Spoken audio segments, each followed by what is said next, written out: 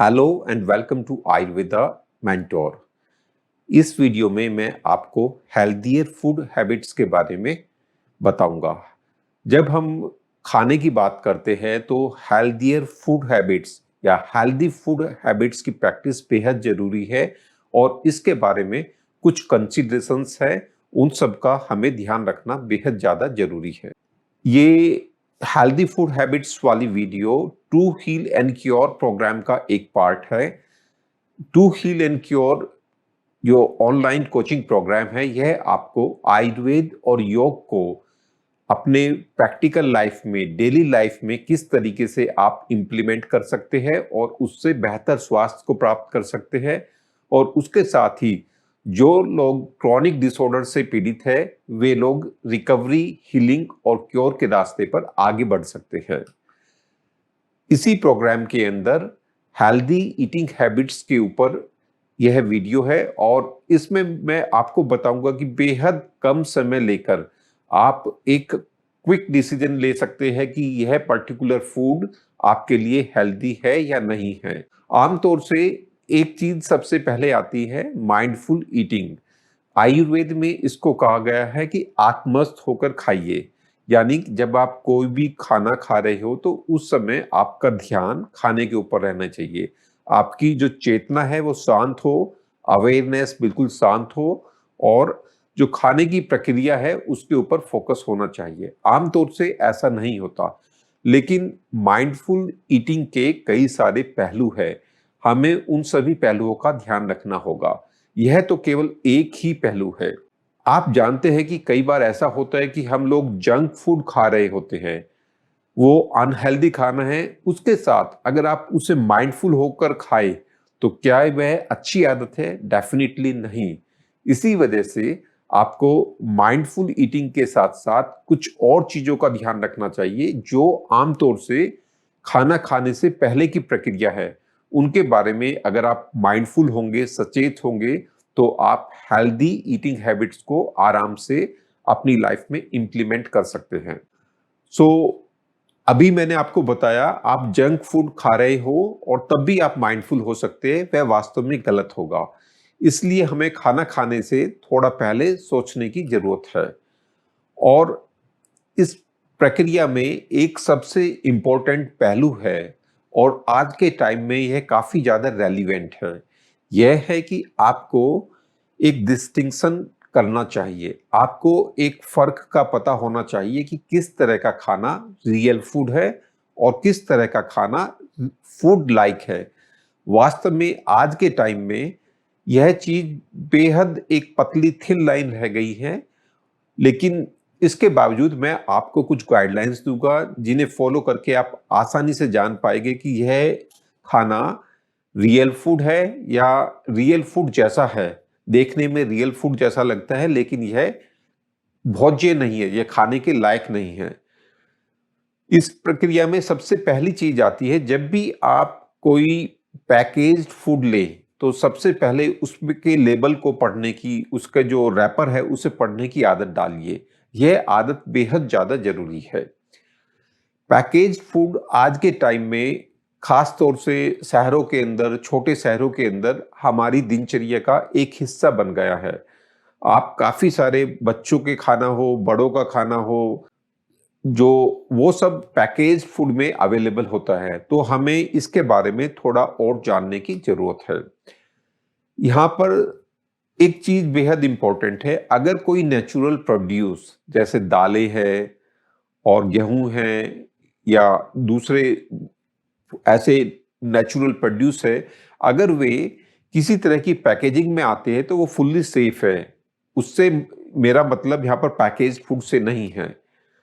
दूसरा, जब मैं पैकेज फूड की बात करूंगा तो आपको इससे पैकेज्ड एंड प्रोसेस्ड फूड समझना होगा और यहीं पर आपको अपना माइंड थोड़ा अलर्ट रखकर सेलेक्टिव होना पड़ेगा। अगर आप ऐसा करेंगे तो आप आसानी से पैकेज्ड एंड प्रोसेस्ड फूड के द्वारा फूड लाइक सब्सटेंस का पता लगा सकते हैं।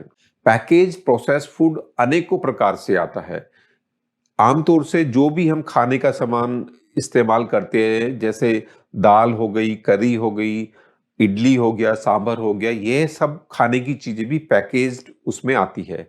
और कुछ कंपनियाँ इनकी शेल्फ लाइफ काफ़ी लंबी बताती है और उन्हें रेफ्रिजरेट करने की ज़रूरत भी नहीं होती।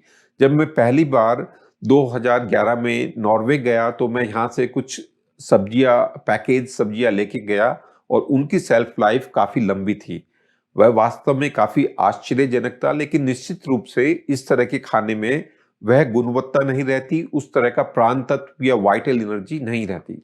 इसी तरह का एक कॉमन पैकेज्ड फूड है किसी भी प्रकार के पिकल्स, जेली, जैम। इनके अंदर काफ़ी सारे जो प्रिजर्वेटिव्स है, कलर्स है, फ्लेवर्स का इस्तेमाल किया होता है, देखने में नेचुरल लगते हैं और आमतौर से नेचुरल फूड कहकर ही बेचे जाते हैं। इसके बाद जो कमर्शियल ब्रेड होती है, चाहे वो व्हाइट ब्रेड हो या ब्राउन ब्रेड हो, यह भी हेवीली प्रोसेस्ड है और इससे इसके रेगुलर यूज से आपको बचना चाहिए। इसके साथ जितने भी तरह के बिस्किट्स होते हैं, क्रीम फिल्ड बिस्किट होते हैं, वे सभी काफ़ी ज़्यादा नुकसान वाले होते हैं। प्रोसेस्ड चीज़, यह आमतौर से काफ़ी प्रचलित हो चुका है। वेस्टर्न कंट्रीज में ब्रेकफास्ट के अंदर यह कॉमन आइटम है। वहाँ पर जैसे ये चीज़ की स्लाइड है, इसी तरह की मीट की स्लाइस भी होती है, वह भी इंडिया में मिलनी शुरू हो चुकी है। किसी भी तरह का मीट हो या चीज़ हो, अगर वो स्लाइसेज में अवेलेबल है, वो हेवीली प्रोसेस्ड है, उसे आप जितना हो सके अवॉइड करिए। इसी तरह से अधिकतर नमकीन है, साल्टीज़ है, जितने भी फ्राइड आइटम्स है, उसके अंदर भी प्रिजर्वेटिव्स का इस्तेमाल होता है।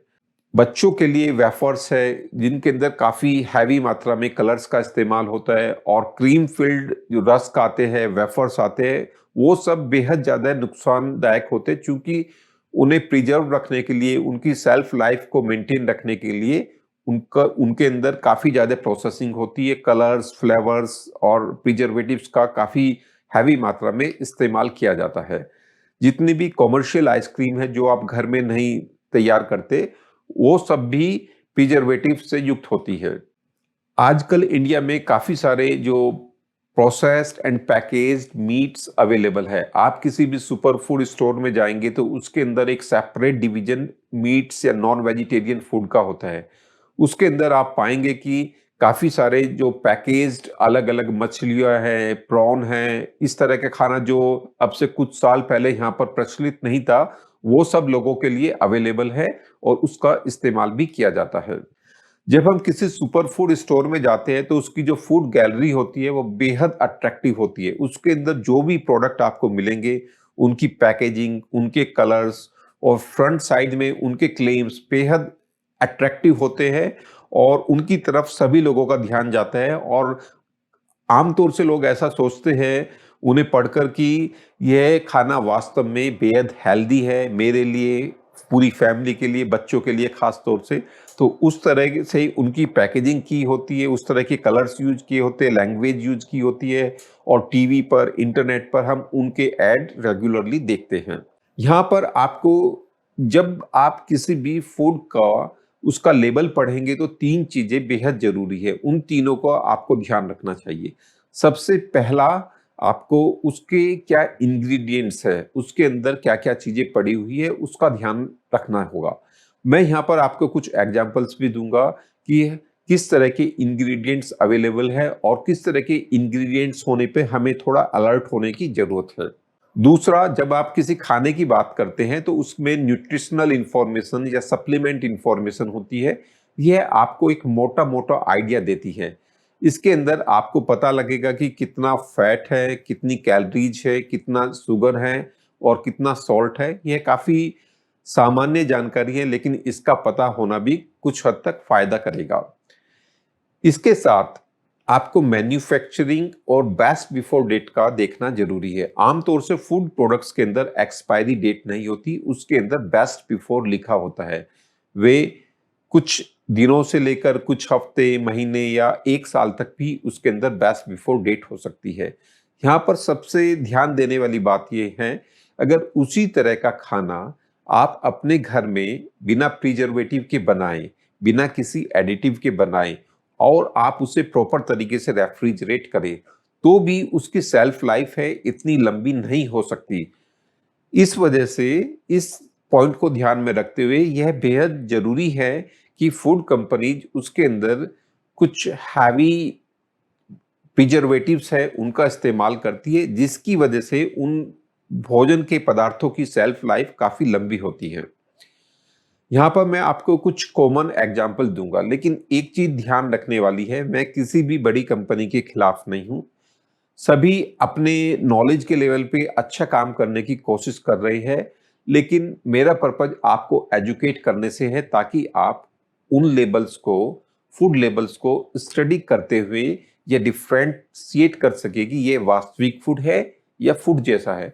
और ना मैं किसी विशेष कंपनी के बारे में आपको बताऊंगा, क्योंकि एक अगर आप बटर की बात करते हैं तो सभी कंपनियां करीब करीब उसी तरह का बटर बना रही है। यहाँ पर आप देखेंगे कि इस बटर के अंदर उन्होंने लिखा हुआ है butter common salt perfectly fine, कोई दिक्कत नहीं। इसके बाद contains permitted natural flavour, natural का कलर। इसके अंदर निश्चित रूप से फ्लेवर भी होता है जो हमें बटर जैसा जैसे स्वाद है वो प्रदान करता है। इसके साथ ही आप देखेंगे कि इसकी सेल्फ लाइफ 12 महीने है।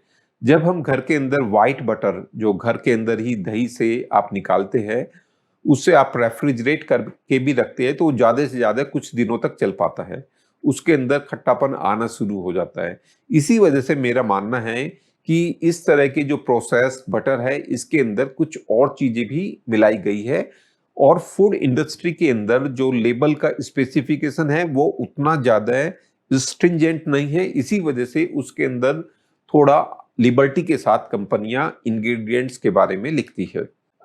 और इसमें आप पाएंगे कि टोमेटो पेस्ट है okay, sugar fine, onion okay, water okay, refined soybean oil, refined oils are not good but it is also just okay, iodise salt, spices and condiments, no information, maybe यह इनका अपना कुछ formulation हो सकता है, garlic. इसके बाद में जो चीजें लिखी हुई है उन सब के बारे में आपको अलर्ट होने की जरूरत है। जैसे एसिडिटी रेगुलेटर्स, मुझे इसके बारे में, एक सामान्य आदमी को इसके बारे में कोई जानकारी नहीं होती कि एसिडिटी रेगुलेटर्स किस केमिकल को बोलते हैं और उसका शरीर के ऊपर क्या दुष्प्रभाव पड़ता है। खास बात यह है कि जब आप इस तरह का खाना हफ्ते में एक बार या महीने में 2-4 बार खाते हैं तो उसका कोई विशेष दुष्प्रभाव नहीं होता।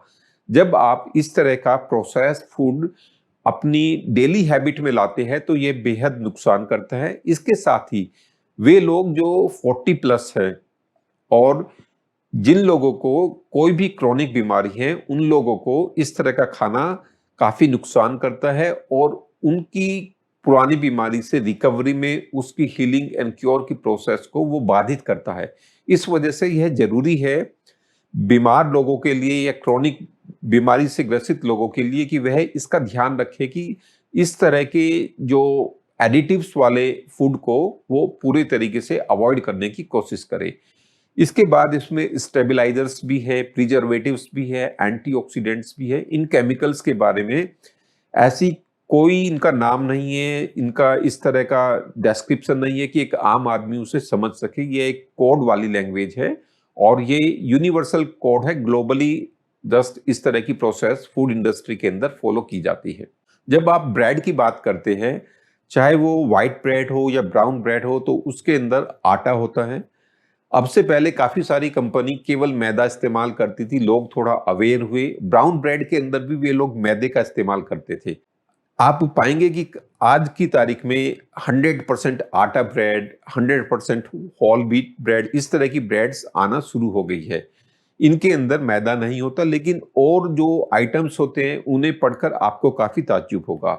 Water is perfectly fine, salt is okay, east milk solids okay, preservatives है, इमल्सिफायर्स है, इम्प्रूवर्स है और एंटीऑक्सीडेंट्स है। और मैंने कई सारी ब्रेड्स की स्टडी की हुई है जो मार्केट में अवेलेबल है, उसके अंदर इसके अंदर भी 1-2 लाइन मिस है, आप भी उसे नहीं पढ़ पा रहे होंगे। एक ग्लूटेन होता है जो व्हीट के अंदर एक तरह का प्रोटीन होता है, उसकी वजह से काफी लोगों को व्हीट के लिए एलर्जी भी हो जाती है। और वेस्टर्न कंट्रीज में अधिकतर ब्रेड का इस्तेमाल किया जाता है, वहाँ पे चपाती बहुत कम मिलती है, बहुत कम लोग इस्तेमाल करते हैं। इसी वजह से उन लोगों के अंदर ग्लूटेन सेंसिटिविटी या ग्लूटेन इंटॉलरेंस काफी ज़्यादा मात्रा में होता है। 10 में से आपको 3 या 4 ऐसे लोग मिलेंगे जो कि ग्लूटेन के प्रति सेंसिटिव होते हैं और उनको व्हीट प्रोडक्ट खाने पे नुकसान करते हैं।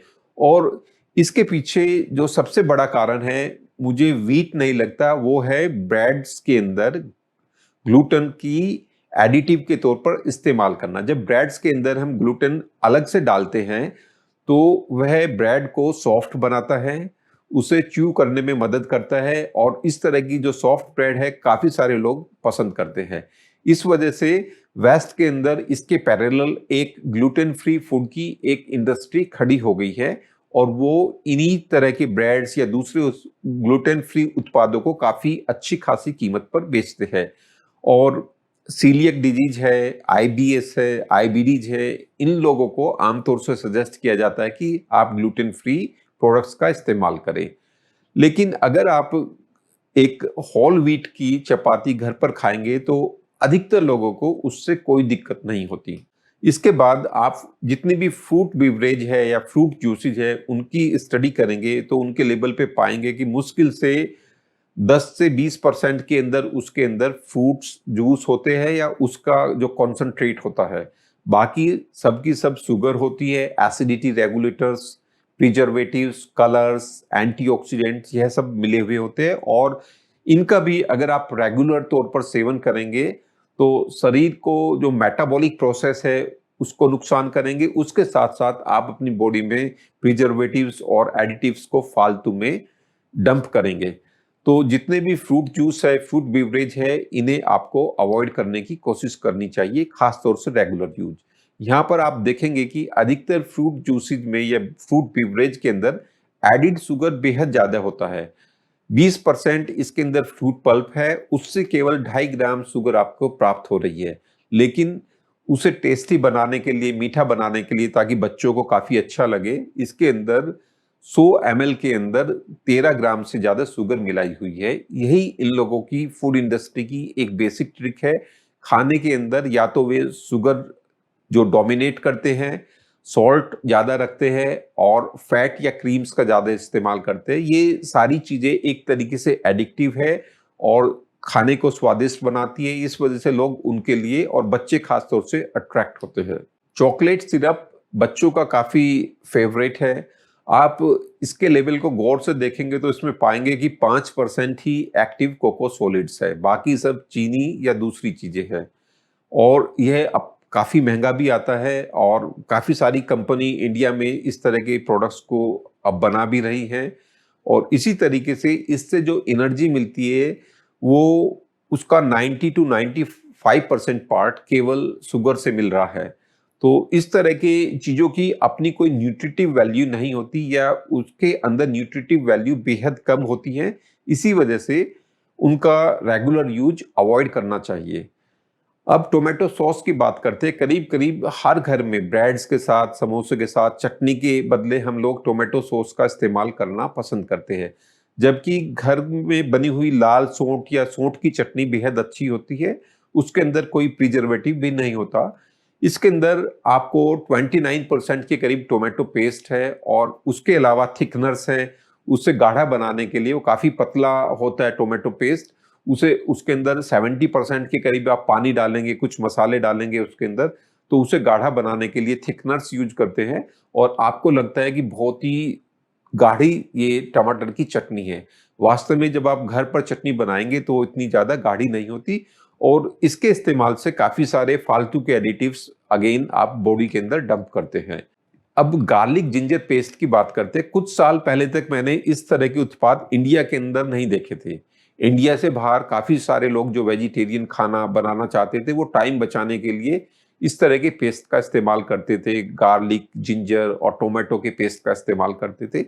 अब यह इंडिया में भी बड़े शहरों में काफी कॉमन होने लगे हैं। इसके अंदर भी पेस्ट से प्रॉब्लम नहीं है। जिंजर, गार्लिक आप खूब डालिए, सॉल्ट डालिए, लेकिन जो दूसरी चीजें पड़ी होती है, acidity regulators, emulsifying agent, stabilising agent, preservatives, उनका रेगुलर इस्तेमाल हर किसी को नुकसान करेगा, किसी भी एज ग्रुप के लोगों को नुकसान करेगा।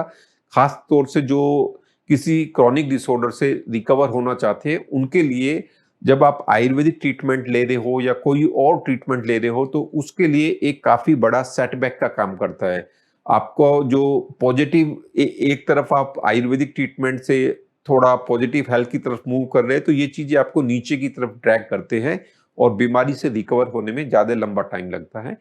इसी वजह से जब भी आपको किसी फूड लेबल के ऊपर कुछ ऐसा लिखा हुआ मिले जो एक आम समझ से बाहर है, जिसे आप आम तौर से ना समझ सके, preservatives, flavours, natural identical colour, nature identical flavour, antioxidant, emulsifying agent, thickeners, then try to avoid that type of food on a regular basis and it's very important. So जब आप माइंडफुल ईटिंग की बात करते हैं या healthy eating habits की बात करते हैं तो आपको उसमें सबसे पहले लेबल्स को पढ़ने की आदत डालनी होगी। किसी भी फूड प्रोडक्ट के प्रोसेस्ड एंड पैकेज फूड का जब आप लेबल पढ़ेंगे तो उससे आपको उसके बारे में काफ़ी समझ मिलेगी। आमतौर से जब आप उसका लेबल फ्रंट साइड से पढ़ते हैं तो उसके अंदर मार्केटिंग लैंग्वेज मिलती है, काफ़ी अट्रैक्टिव होता है। लेकिन जब आप बैक साइड से जो कोर इन्फॉर्मेशन पढ़ते हैं, क्या इंग्रेडिएंट्स हैं, क्या न्यूट्रिशनल इन्फॉर्मेशन है और क्या उसकी सेल्फ लाइफ है, तो आप आराम से रियल फूड और फूड लाइक प्रोडक्ट्स में डिस्टिंक्शन कर सकते हैं और इसका फायदा निश्चित रूप से आपके स्वास्थ्य के ऊपर पड़ेगा। अंत में मैं आपको कहना चाहूंगा कि जब आप किसी क्रॉनिक बीमारी को ट्रीट करना चाहते हैं या उससे रिकवर होना चाहते हैं तो आपके सामने दो चॉइस है। पहली चॉइस है आयुर्वेदिक ट्रीटमेंट की। आयुर्वेदिक ट्रीटमेंट आपको हमेशा किसी भी एक्सपर्ट आयुर्वेदिक डॉक्टर के सुपरविजन में ही लेना चाहिए। उसके लिए आप उनसे कांटेक्ट कर सकते हैं।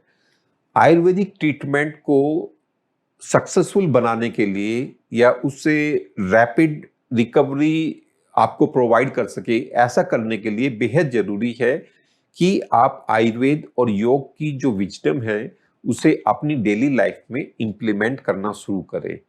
और आयुर्वेद और योग की प्रैक्टिकल विजडम को इंप्लीमेंट करने के लिए ये टू हील एंड क्योर नामक प्रोग्राम मैंने बनाया है। इसके अंदर कोई भी ऐसा व्यक्ति जो पॉजिटिव हेल्थ को एक्सपीरियंस करना चाहता है, जो किसी क्रॉनिक डिसऑर्डर से रिकवर होना चाहता है, वो आयुर्वेदिक ट्रीटमेंट कहीं से भी ले रहा हो, मेडिकल ट्रीटमेंट कहीं से भी ले रहा हो, किसी भी कंट्री में हो, वो सब अपनी डेली लाइफ में आयुर्वेद और योग की विजडम को इस प्रोग्राम को फॉलो करके आराम से इंप्लीमेंट कर सकते हो और उसका फायदा ले सकते हैं। To heal and cure programme आपके लिए दो तरीके से काम करेगा। जैसे एक कंपास होता है, उसके अंदर हमेशा नॉर्थ डायरेक्शन में वो पॉइंट करता है। To heal and cure programme के अंदर आपको अपने आयुर्वेदा बॉडी माइंड टाइप के बारे में पता करेगा और वो ऑलवेज पॉइंट करेगा कि आपके पर्टिकुलर बॉडी माइंड के लिए किस तरह की डाइट लाइफ स्टाइल हेल्दी है और आप उसे सेलेक्ट कर सकते हैं। दूसरा, इसके अंदर काफी सारी इस तरह की स्ट्रैटेजीज है, गाइडलाइंस है जो आपके लिए एक जीपीएस या मैप का काम करता है और आपको गाइड करेगा कि इस पर्टिकुलर कंडीशन में, इस पर्टिकुलर बीमारी में आपको किस तरह का फूड, किस तरह का लाइफ स्टाइल अडॉप्ट करना चाहिए जो आपके लिए फेवरेबल होगा। तो to heal and cure programme से आपको ये दोनों प्रकार की इंफॉर्मेशन मिलती है। अंत में मैं आपको कहूंगा, आप आयुर्वेद और योग को अपने डेली लाइफ में अडॉप्ट करिए और बेटर हेल्थ और ग्रेटर हैप्पीनेस को एक्सपीरियंस करिए now and always. Thank you. नमस्ते।